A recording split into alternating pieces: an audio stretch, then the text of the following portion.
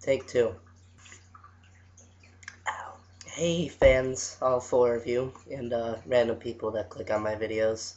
I'm sick, as you can hear, and I'm very bored sitting in my house, so I thought I'd just make a video, and the only thing I could really think of is to tell you that I was actually in a movie on Monday.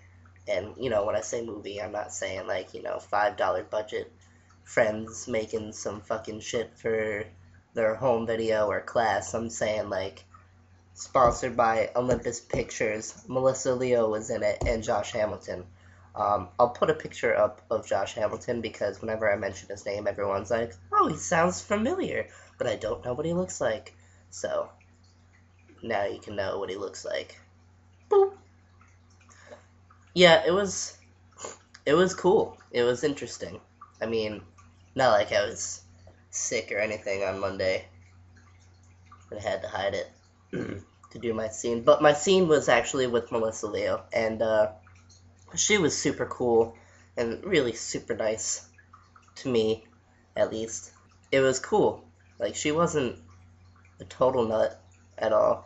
She really just wanted to make a film, and I feel like sometimes she felt like everyone was just standing around doing nothing. Not her words or anything. Josh Hamilton, very super cool guy. We had pretty good conversations about nothing. My role was a hippie who worked in produce, which is weird because I actually do work in produce. Probably the reason I got the role.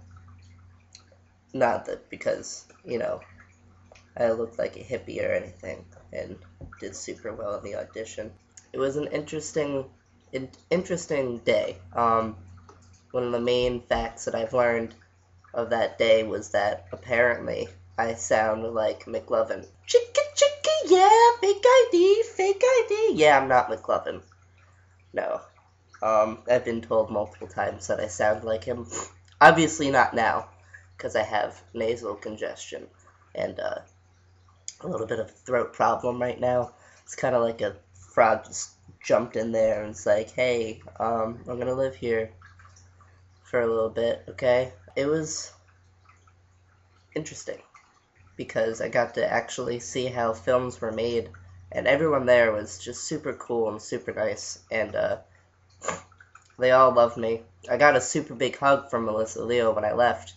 That was cool because I didn't think that was gonna happen. I asked for her number. She didn't give me it. It's alright though. So I got there at like 9:30, 10 o'clock, and I got fitted for my wardrobe. And then I got back around probably like 11. And then I just kind of chilled in the grocery store for about 3 more hours waiting for my scene. Like literally not doing anything. I just sat around watching people do their job. And it was kind of boring because, my scene was so short. But I didn't really care because I got to sit. I got to sit in holding, which is where they have like all the set and like producers chill back there.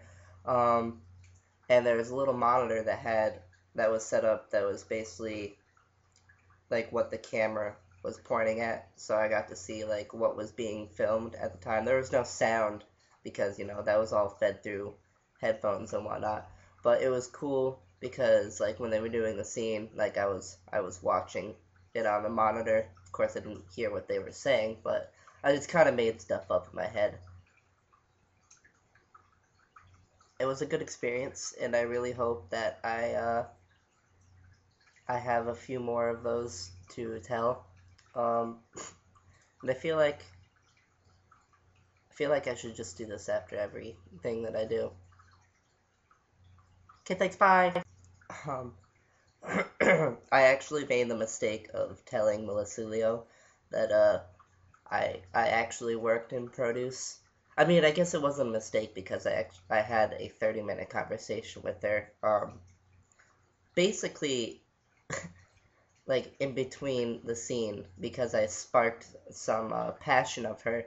I told her I worked in produce, and then she told me that I needed to take all the grains that we didn't use and then give them to a food bank. And that was a 30-minute conversation that I had with Melissa Leo.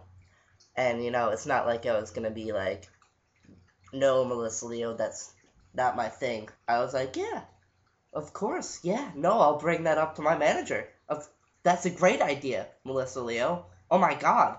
Because, I could totally just talk to my manager, and then he could be like, yeah, that's a cool idea, and then I could bring it up to corporate, and then, that's good for them, and Stop and Shop, because, why wouldn't Stop and Shop want more publicity, and not just publicity, they want to be eco-friendly, going green, because that's what Stop and Shop is all about, being family-friendly and eco-friendly.